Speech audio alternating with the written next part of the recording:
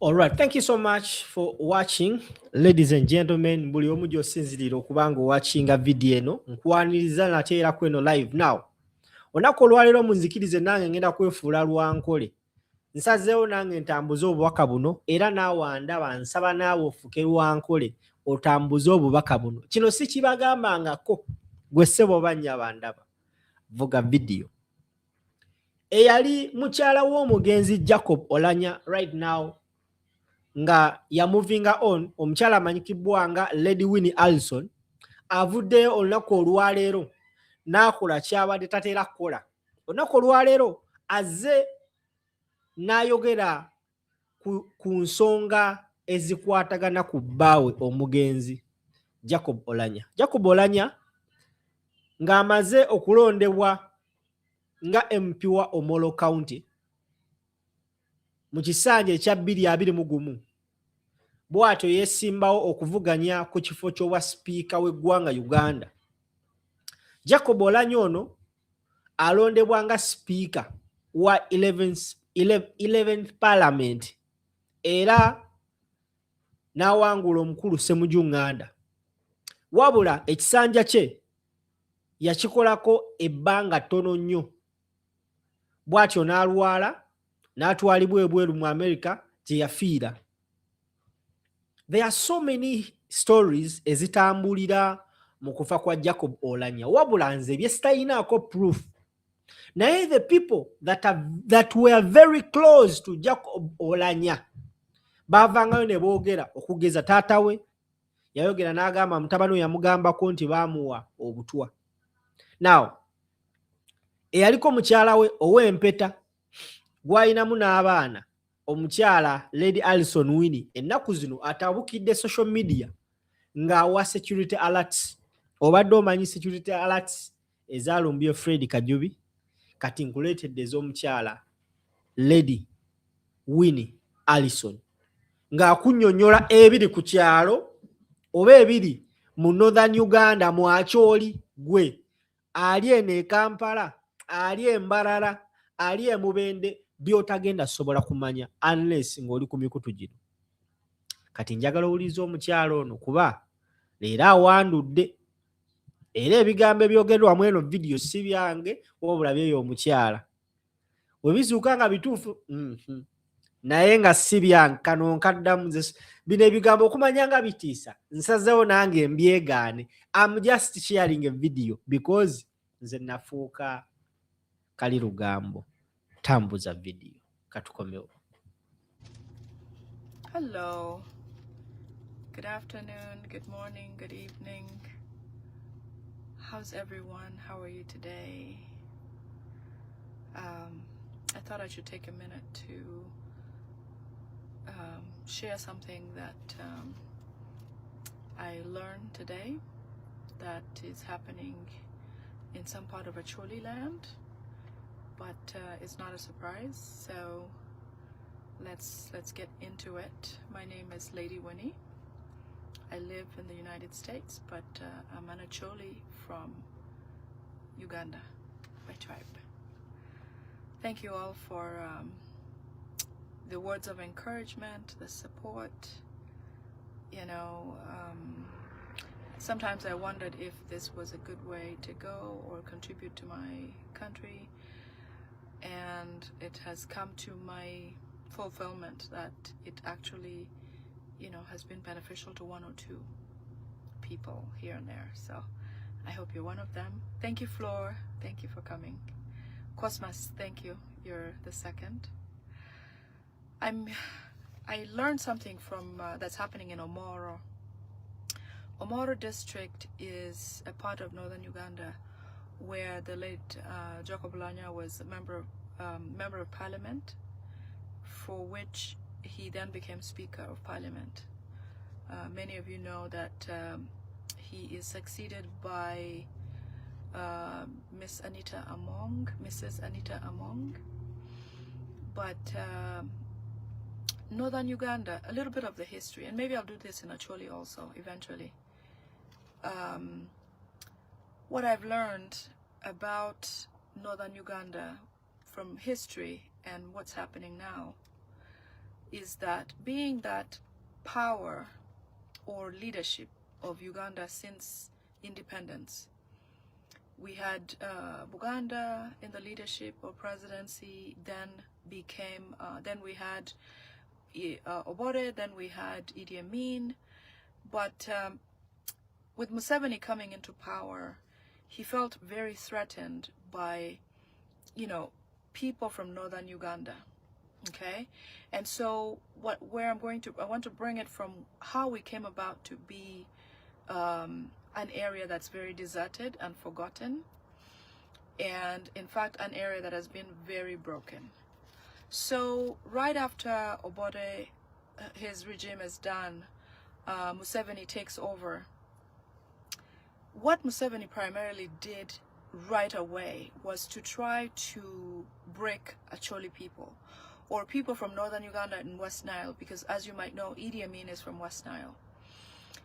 He made sure to break those people so that there will never rise a presidency or leadership or some kind of coup to try to topple him, because he felt very, very comfortable when he became president of Uganda. Remember, Museveni became president of Uganda through Obote regime. After working for Obote for a while, he worked in the military, worked in statistics and areas where he collected a lot of data, okay?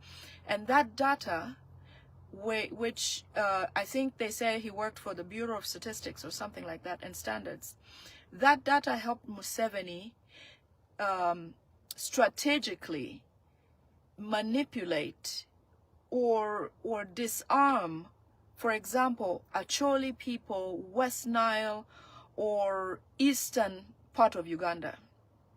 And so what he did in Acholi, which there's videos to prove, he, first of all, before the camps came about, my father was in the military, so I can attest to this. My grandfather was a medical doctor. What he did, like he's trying to do in Buganda region right now, was to terrorize people, okay? They were so terrorized that even amongst each other, they didn't trust each other, let alone trust people of other regions. If you might remember, the name Anyanya was labeled on the Acholi people or the West Nile or the Eastern people, but mostly the Acholi. Why the Acholi? Because Museveni wanted to make sure that no other part of Uganda would even encourage the thought of dealing with an Acholi, let alone working with them or even living with them. So in that way, he started by causing animosity amongst the Acholi people, divisions.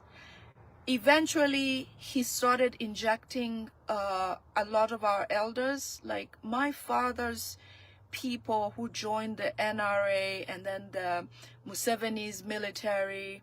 Those people died mysteriously. Many of them were injected with the HIV virus or AIDS. They were helpless. Lacho Hospital already existed. As you know, Idi Amin built all these wonderful places and structures. Obote also did, a good job making a country of Uganda, to the standard of a country on the way to getting, what Museveni talks about, middle income or whatever. He only dreams about, because Museveni has reduced and destroyed everything Idi Amin and Obote built.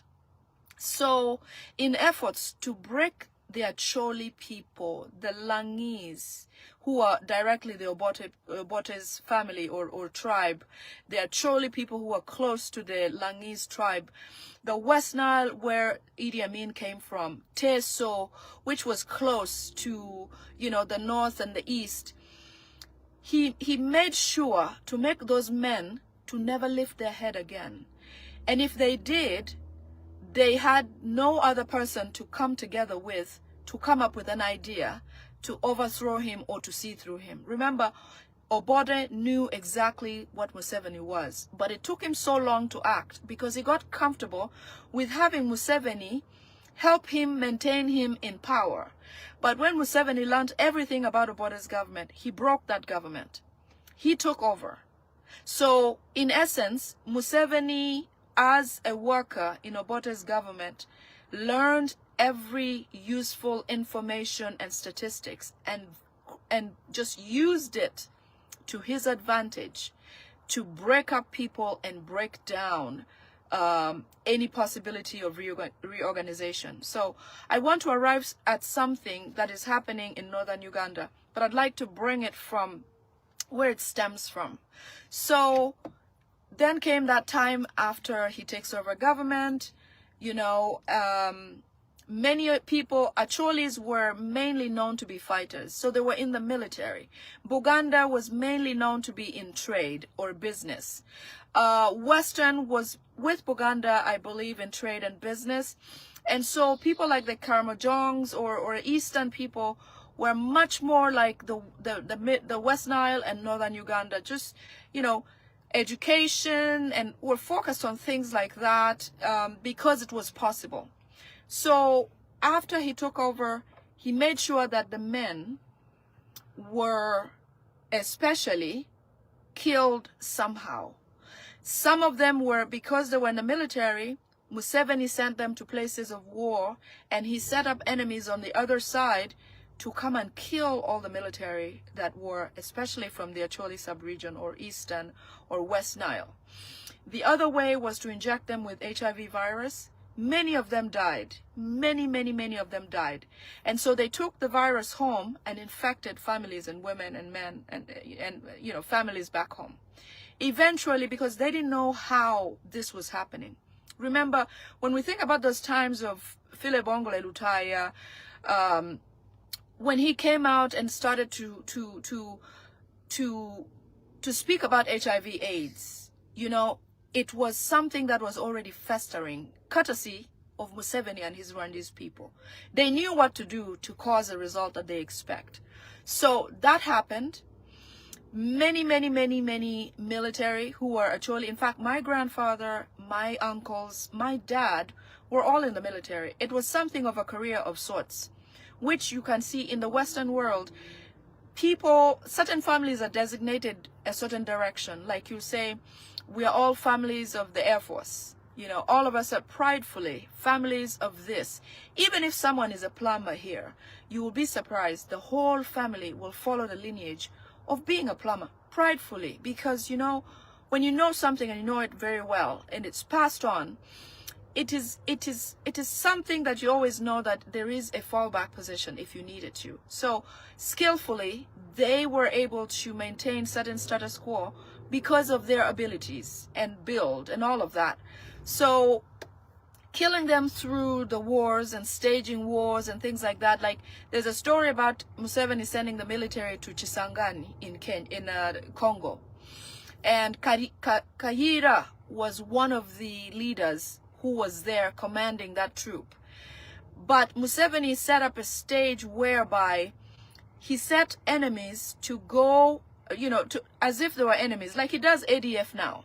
He sent the military on a mission in Congo, in Kisangani.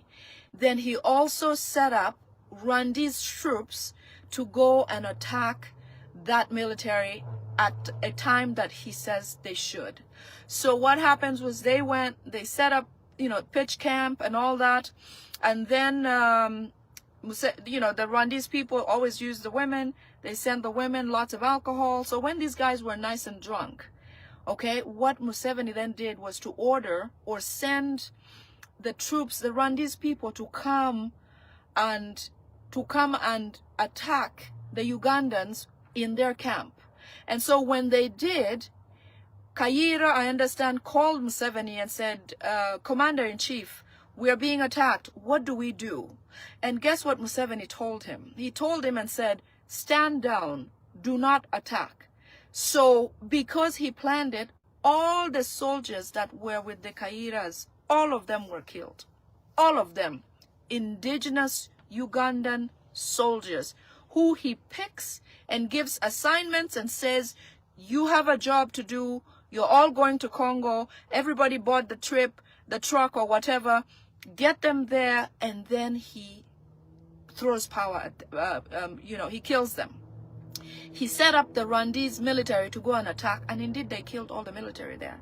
So in many ways, he has been able to chop power and things here and there to try to keep him in power.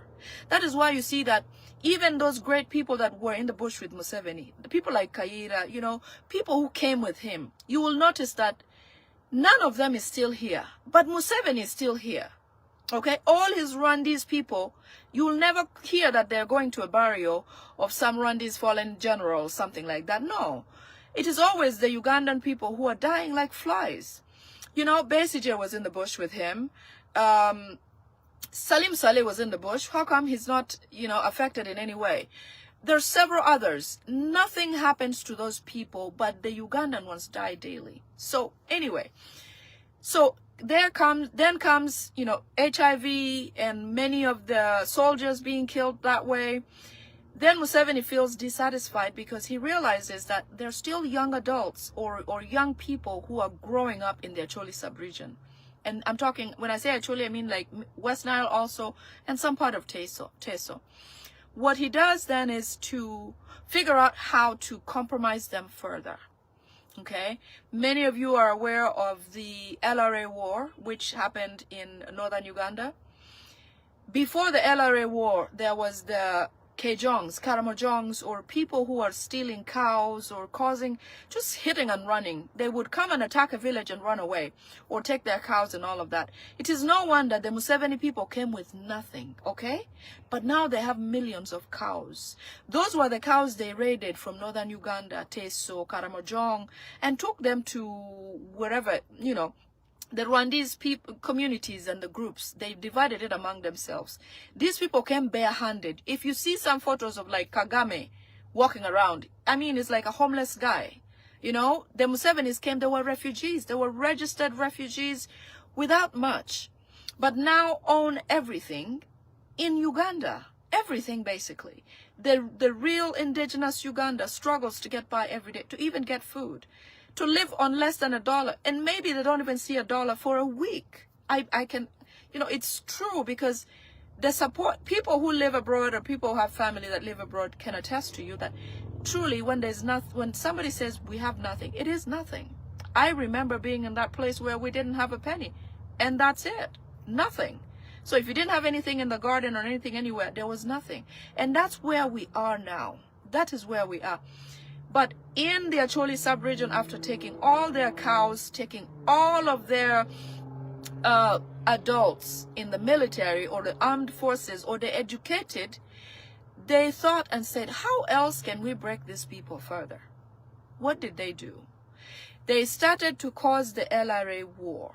In the LRA war, the Lord Resistance Army war, truly, when the NRM or Museveni's people were starting to attack Acholi people, when Joseph Kony stood up to come and then they labeled him a terrorist, you know, like they're trying to label National Unity Platform and His Excellency Kyagulanyi Ssentamu as a rebel, Joseph Kony came up to support his people.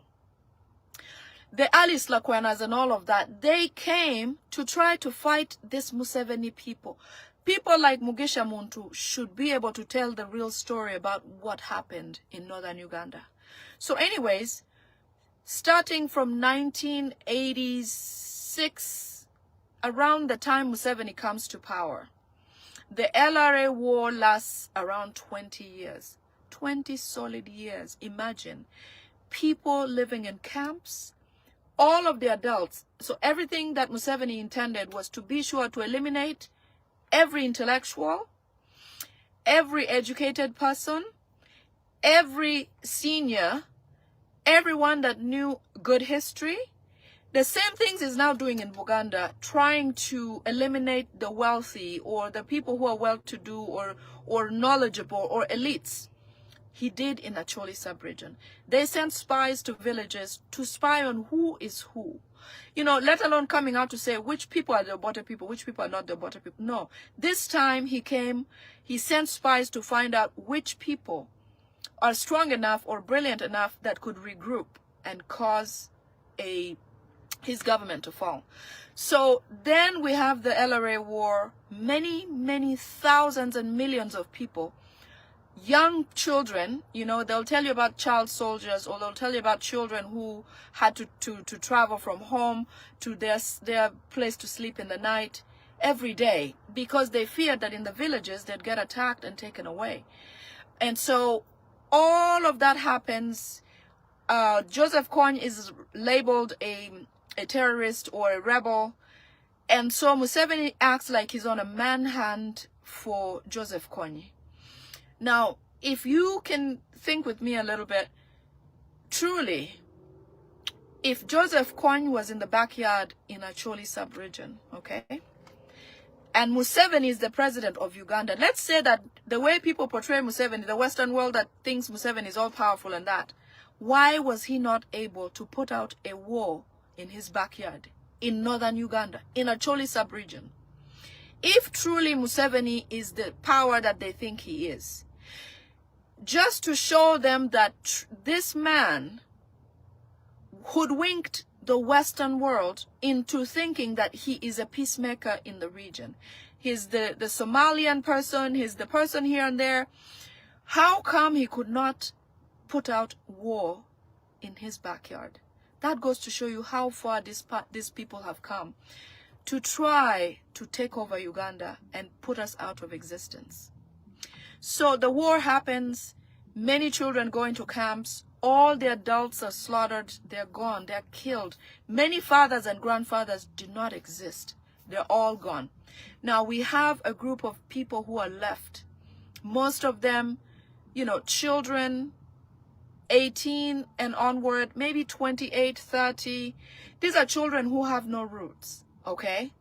Because they got left behind after the war, they don't have somebody to rely on to tell them their history. Neither do they have somebody, yes, Auma, you're absolutely right. Neither do they have somebody to help them understand where they're going. This is the reason why Acholi is a little bit more backward than most parts of Uganda. It's because they were cut off from development for over 20 years. They developed a culture of dependence. The same thing Museveni promises that Ugandans are now going to suffer. He's going to make them poor. He did that to Acholi sub-region. He took everything, every wealth they thought they had, and pride. Men can tell you how they were mistreated as men in front of their women, and children just dehumanized, you know. So it helps me bring us to a point where the people of Acholi, especially the young youth who are just doing things on their forging life around, they cannot attach as well as other regions of the country because they don't have the roots to.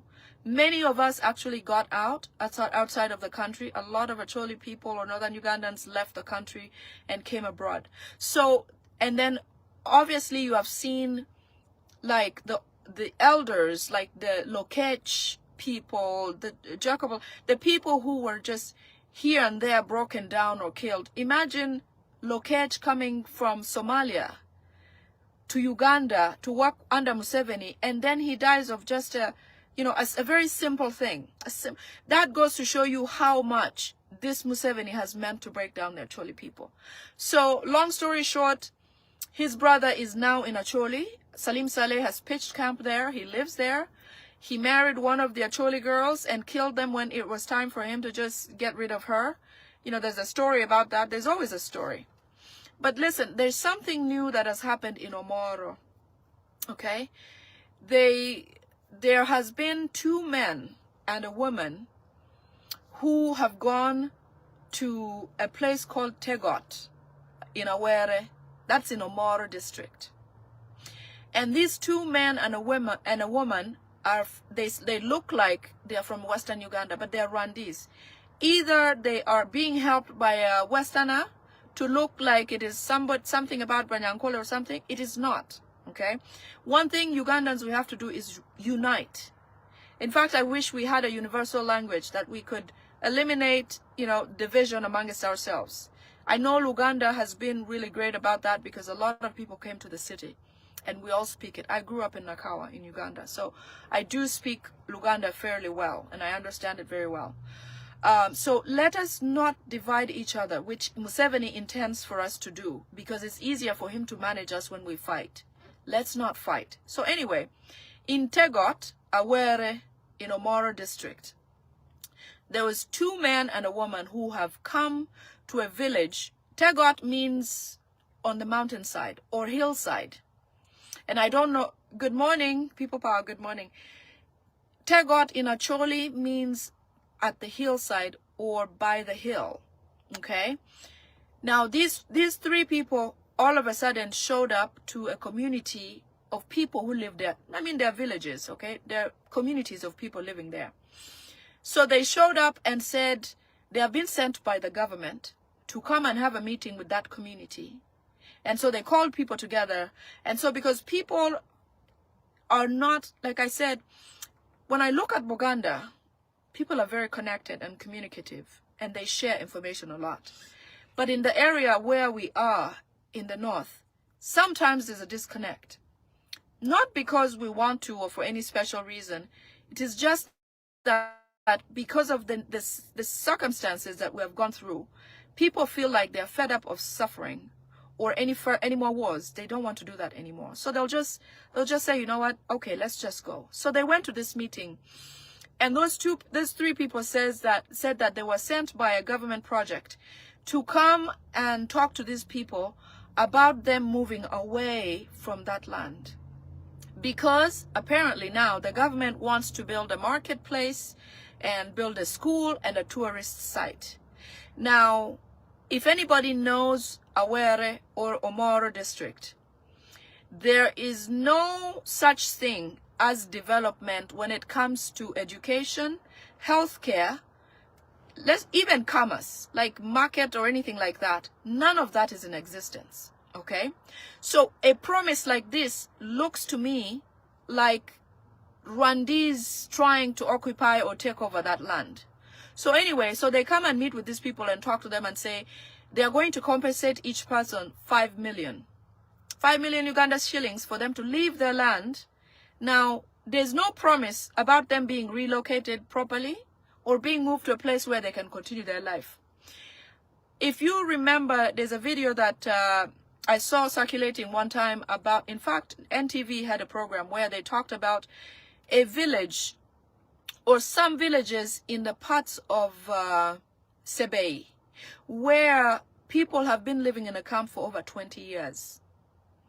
They were vacated from their land in a very similar manner. So I'm here today early and quickly because I feel like this is where this is going. They want to take over that land and displace people and never give them an opportunity to go back there or to even give them where to continue. These people will end up in camps. The ones who are excommunicated from Sebei area have suffered for a very, very long time. Many have been eaten by wild animals. Many of them tried to go and work in Kenya and it failed. But many of them lost where they were, their homes, where they belong. Okay? So, people of Omoro, my people of Omoro in Awere, please do not allow for those people to come and take over your land. You have your heritage there. You have buried your people there. Okay? And it is home for you. 5 million shillings will not change your life. I promise you. Million a beach. Pebula kuoni. Autimbe po ye lokagamente mai tegot gankununi.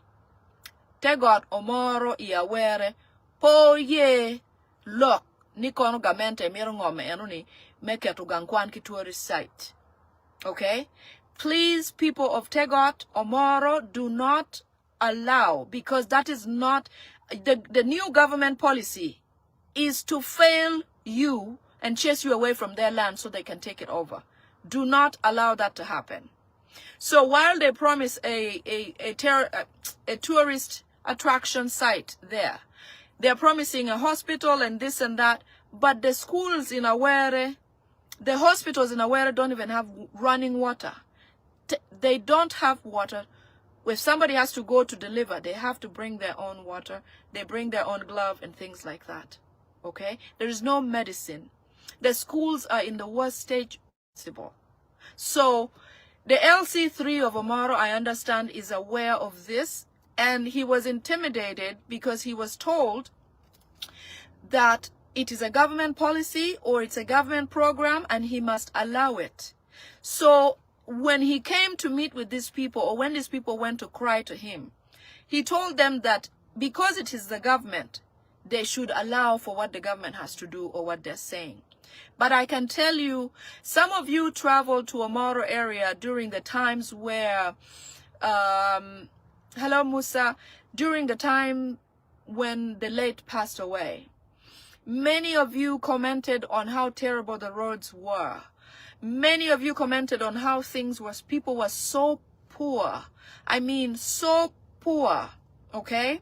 So imagine that and this type of strategic plan, you know that is not meant for the people. Not in any way. So anyway, so they want to do that. One of the women who was invited to the meeting refused to sign the paperwork. You know, they did get people to sign. Whoever attended that meeting had to sign paperwork. So some of them signed, this woman signed, and then they've decided to go back a few times to go and coerce her to sign. The second time they went, she was not at home.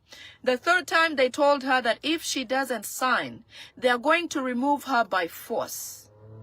Okay? This is something that we talked about before the election happened.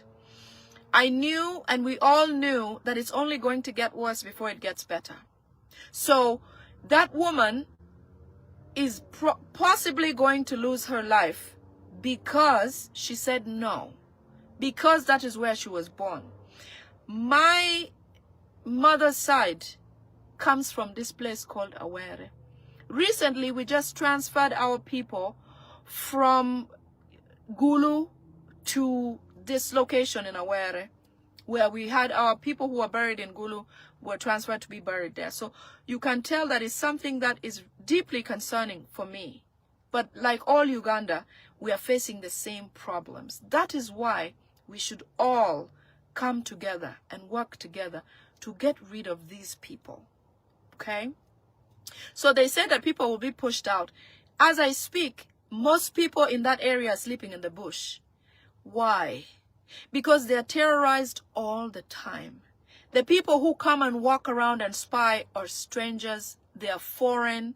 They look dangerous. They have weapons, you know. So it's not normal anymore in Awere, in Tegot. Not normal anymore. So, my people of Acholi, I know that we have struggled already through the LRA war and all that. But I hope and pray that we can regroup and try to fight for ourselves. Because truly, there is no other way for us to achieve freedom. And maybe it will take more losses. There's no other way to achieve freedom than to fight again and again and again. John they want to finish us. Okay? So, as much as everything that has happened has caused us a lot of pain and headache, we have to stand firm.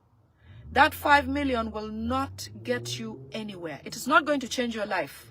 And by the way, that is just a promise. Many of you are supposed to be compensated for the so-called cattle which they stole from you and took to own. They have never paid the cattle. So don't be surprised if that 5 million will never show up. And worse still, with that 5 million, you will not have continuity. Where do you take the people you have buried there? Will you ever have a grave to go and mourn your people? No. So this may be a beginning of another Choli war because they are everywhere. These Rwandese people are everywhere. Everywhere in the Acholi sub-region. They are taking over. Poye, do not sell your land. No matter how challenging things are, because even if they buy your land, they are going to find a way to kill you. You know? they will find a way to get rid of you. In Buganda, these people killed people secretly in the bushes. When you go to the garden, you don't come back. When you go to certain activities, you don't come back. Museveni is no longer going to shoot people. He's going to slowly kill and get rid of people through poisoning. Actually, utimbe poye. And I'm speaking actually West Nile, everybody. In Teso, Museveni burned people in the trains. Pridefully. You talk about Hitler and the Jews? No. Museveni is worse than Hitler because of the things that he does that are so extreme and for so long that he doesn't care. You know, he's trying to say that Bobby Wine has gone to the Western world and is seeking pity out there. Same so-called Minister of Foreign Affairs, Okello Oryem. People like that help us lose respect for them. You know, they talk about respect here and there, but at some point, our elders will not have any respect coming from us because the future belongs to us. And they've been sitting there with arms folded, enjoying the gains or protecting their personal gains, that they're not standing up for us. People like Lokech, people like the late Jacob Olanya, those were the people who fought. In fact, there's an example of a land that was being taken away in Kitgum, where Lokech, and this might be part of where his plot, the plot to kill him started. There was land that was supposed to be taken away from a place in Kitgum. But when Lokech found out about it, he came and tried to stop it and was able to get that land back from those people who are trying, the Rwandese people who are trying to buy it. Actually, this was Toilet. When he was alive, he did come and take it away and take it back to the hands of the people. So we have lost Walter Ochara, Toilet, Lokech, Jacob Olanya. Those were the strongholds. I'm not sure if people like Mao will be faithfully there for the Acholi people. So we need to open our eyes as the people of that area. And when I speak of Acholi, this applies to every region of Uganda. Open your eyes and fight hard, because these people have no limits. No limits. No limits. It will take a lot. It will take a lot of effort. It will take a lot of us. But it is worth it, because it will be once and for all. People like Salim Salegi there in northern Uganda, Kenya. Auyen yo. Uneni Johnny Bendong guyeni wan karawana chuleda. We need to. We need to. I understand Museveni is happy that the fasting period for Islam or for Muslims is coinciding this time with that of the Christians. He's happy about that because now he knows that the Christians, both Christians and Muslims, hearts are softened by being in the fasting period, or that they're weaker during the fasting period with a new focus. But that should not deter us from focusing or keeping our mind on the goal. Museveni does not like Muslims. He will come and do something. I saw a picture of Anita Among with one of the Muslim leaders today. You know, that is not a person who they should trust and be around, especially during this period of Ramadan. These people are evil and dangerous. Let us keep the faith, keep fighting, stay together. Whether you are Choli, you are Muganda, you're from Ankole, you're from the south, anywhere you are Ugandan first. Let us not divide each other.